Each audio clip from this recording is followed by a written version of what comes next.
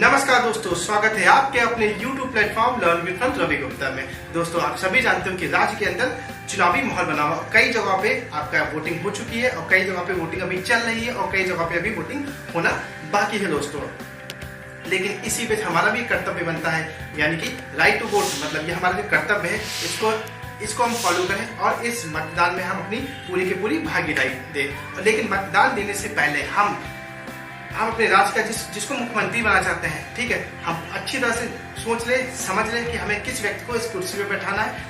तभी हम उस बटन को दबाएं, जो कि ईवीएम मशीन के अंदर जो बटन होती है। अब जिक्र आया है ईवीएम का, तो ईवीएम के बारे में जो हमारी आज का जो लेक्चर है, इसमें हम डिटेल में आपसे बताएंगे कि ईवीएम मशीन आखिर की जो कार्य प्रणाली है वो क्या है, और जब इसकी वोटिंग पूरी हो जाती है ईवीएम मशीन के द्वारा, उसके बाद जो आपकी वोटिंग होती है, इसकी वोटिंग की काउंटिंग की प्लानिंग, मतलब इसकी प्रक्रिया, यानी कि इसका प्रोसेस क्या है वोटिंग का, इसका हम डिटेल में डिस्कशन करेंगे आज के अपने इस वीडियो में। तो प्लीज मेरे चैनल को लाइक करिए, शेयर करिए और सब्सक्राइब करना मत भूलिएगा दोस्तों। आइए जानते हैं हम डिटेल में इसके बारे में दोस्तों।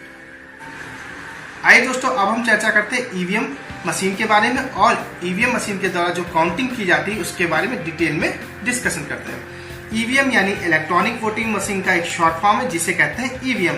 70 के दशक में ईवीएम का विचार सबसे पहले सामने आया था, और बहुत स्पेसिफिक होकर कहें तो दिसंबर 1977 को पहली बार ईवीएम का विचार सामने आया था, ताकि जो वोटर्स हैं किसी संशय के अपना वोट डाल सकें, और जो नकली वोट यानी प्रॉक्सी वोटिंग यानी अवैध वोटिंग होती है, उन सभी संभावनाओं से सभी को निजात मिल सके।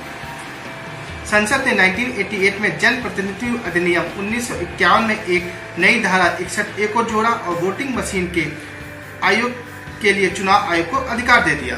केंद्र सरकार ने जनवरी 1990 चुनाव सुधार समिति का एक गठन किया। इसमें राष्ट्रीय और राज्य स्तर के दलों के प्रतिनिधि शामिल थे। इसी समिति ने इलेक्ट्रॉनिक वोटिंग मशीन का आकलन किया और एक विशेषज्ञ समिति गठित की। समिति ने यह कंक्लूजन निकाला, ईवीएम जो है वह एक सुरक्षित सिस्टम है। साल 1998 में ईवीएम के प्रयोग पर एक आम समिति बनी और इसे मध्य प्रदेश, राजस्थान और दिल्ली के 25 विधानसभा कॉन्स्टिट्यूंसी में प्रयोग किया गया।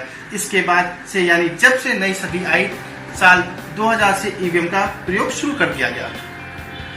ईवीएम की सुरक्षा की बात करें तो एक स्टैंडर्ड अलोन मशीन होती है। इसका मतलब होता है हर मशीन की अपनी इम्पोर्टेंस होती है, यानी यह कोई ऐसी मशीन नहीं कि आप एक मशीन से तार जोड़े तो सभी मशीन चल जाएगी, यानी कि एक मशीन अलग काम करेगी और दूसरी मशीन अलग काम करेगी, यानी कि सबका सिस्टम जो होगा वह अलग अलग होगा। ऐसा नहीं हो सकता कि एक से जोड़कर सभी मशीन से छेड़छाड़ की जा सके। इन मशीनों में एल्कलाइन बैटरी का प्रयोग किया जाता है। इसके अलावा सॉफ्टवेयर को वन टाइम प्रोग्राम यानी मस्केट चिप का प्रयोग किया जाता है, ताकि कोई भी फेरबदल की संभावना न हो सके।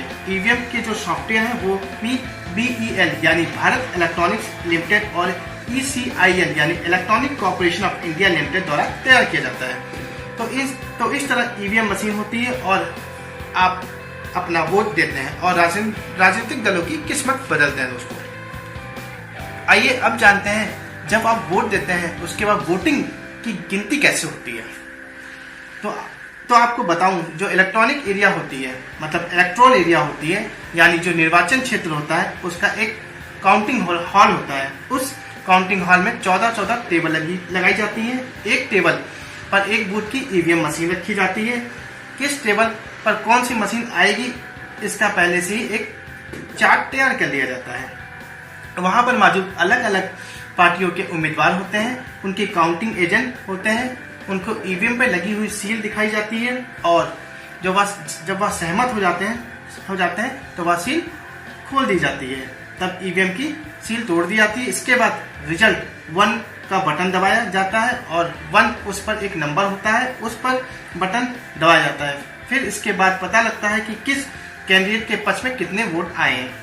इसके नाम के सामने वो वोट अंकित हो जाते हैं। इस फिगर को सबके सामने डिस्प्ले किया जाता है, ताकि जो उम्मीदवार के एजेंट हैं वो सब इसको देख सके, और जो काउंटिंग में कर्मचारी लगे हुए हैं उन सब पर उन नंबर का पता लग सके। इसी को हम लोग रुझान कहते हैं। जो रिजल्ट 1 दबाया जाता है, यानी रिजल्ट बटन का दबाया जाता है, उसके बाद जो संख्या निकलती है उसको फॉर्म नंबर 17C में दर्ज किया जाता है। इस फॉर्म पर उम्मीददाता के एजेंट के सिग्नेचर होते हैं। फिर इस फॉर्म नंबर 17C को रिटर्निंग ऑफिसर को सौंप दिया जाता है। जब सभी 14 टेबल से इस फॉर्म C को इकट्ठा कर लिया जाता है, तब रिटर्निंग ऑफिसर के पास सारे 17C फॉर्म रखे जाते हैं।